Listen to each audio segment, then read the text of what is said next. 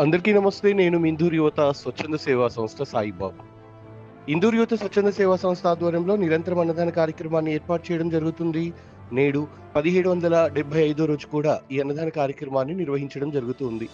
రోడ్ల మీద ఆకలితో అలమటించేటువంటి అనాథులు, అభాగ్యులు, నిరాశ్రయులు ఎవరైతే ఉంటారో అలాంటి వాళ్ళ ఆకలి తీర్చడానికి నిరంతరం మా టీం అలాగే ఫుడ్ వెహికల్ వెళ్ళి వాళ్ళ ఆకలి తీర్చడం జరుగుతుంది.